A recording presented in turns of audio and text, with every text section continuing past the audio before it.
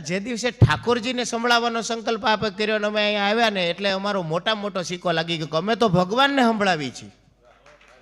કૃષ્ણ અમારા શ્રોતા છે અને કૃષ્ણ સાંભળે છે. ડોંગરે બાપા એના સાક્ષી છે. કૃષ્ણ સાંભળે છે. વો સુનતે એને સંભળાવે. મારો લાલો કરે અને એક ક્ષણમાં બાપજીના આંખમાં આંસુ આવી જાય. મારો લાલો એમ કહીને કૃષ્ણ સાંભળે છે.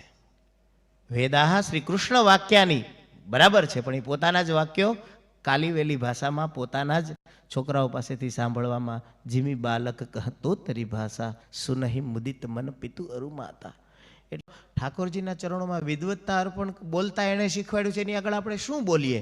એટલે વિદવત્તા અર્પણ કરવાની નથી, ભાવ અર્પણ કરવાનો છે. એટલે હું ભાવ અર્પણ કરવા માટે આવ્યો છું, વૈદુષ્ય સમર્પિત કરને કે લીએ નહીં. જસુ પૂજ્ય તે નતું ધનમ વિદ્યા વિહીન છે, પણ પરાવિદ્યા તો ભગવત ભક્તિ છે. ભગવાન ભક્તિથી મોટી પરાવિદ્યા કોઈ નથી. જ્યાં વૈદુષ્ય પૂરું થાય છે ત્યાંથી ભક્તિ શરૂ થાય છે. ભક્તિની શરૂઆત વિદવત્તાના અંતમાં છે. જો એવું ન હોત, જો ખરેખર ભાવગ્રાહી મૂર્ખો વદતિ વિષ્ણાય ધીરો વદતિ વિષ્ણવે ઉભયસ્તુ શુભમ પુણ્યમ ભાવગ્રાહી જનાર્દન. ભગવાન ભાવગ્રાહી છે. તમે બધા ઘણા બધા એ ક્લિપ સાંભળી જશે. વિષય પ્રવેશ કરું એના પહેલાં હું આ વાતને પ્રતિપાદિત કરવા માટે ડોંગરે બાપાની જ વાતથી આ વાત કહું તમને. બનેલી ઘટના, સત્ય ઘટના. દાદા આપે સાંભળી હશે. ડોંગરે બાપા એક વખત કાશી વિશ્વનાથ બાબાના દર્શને ગયા. એટલે ત્યાં કથા હશે અને દર્શને ગયા.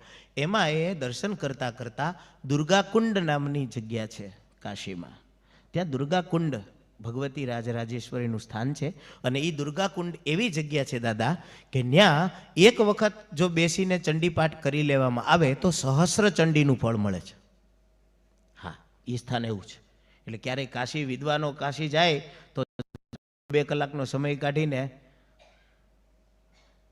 સાવરણી સૂર્ય તનયો યોમનું કથ્યતેષ્ટમા નિશામય તદુત્પત્તિમ વિસ્તરાત ગદતો મમ મહામાયાનુભાવેન યથા મન્વંતરાધિપ સ બભૂવ મહાભાગ સાવરણી સ્તનયો રવે. કરી લેજો જરાક, કેમ કે સહસ્ર ચંડ એક જ ગાય 1.5 કલાકમાં. આ તો મોટો સેલ કહેવાય, પાછો લાઈફ ટાઈમ, ગમે ત્યારે જાઓ. તો એ જગ્યાએ બાપજી દર્શન કરવા માટે ગયા.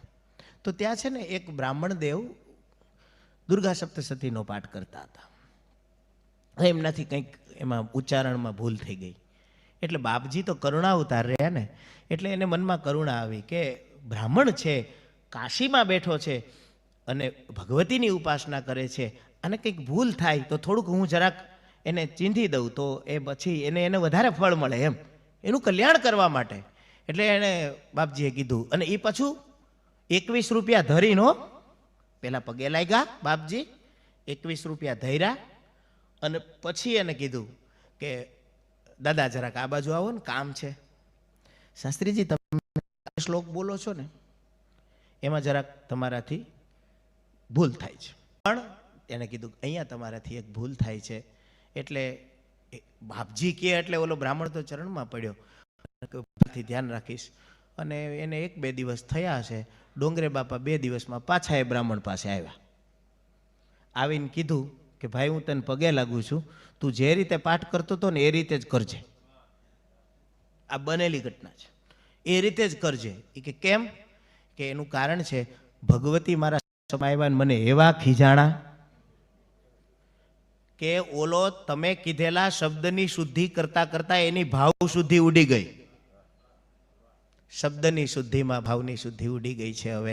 હવે એ જ્યારે એ જગ્યાએ એને ભાવ જાગતો હતો ને ત્યારે એ કે બાપજીએ શું કીધું તું એ યાદ રાખવામાં એના ધ્યાનમાંથી જે ભગવતીનું સ્તુતિ ભગવતીને યાદ રાખવા માટે થાય છે એ સ્તુતિ માટે થઈને મને જ ભૂલી જાય છે.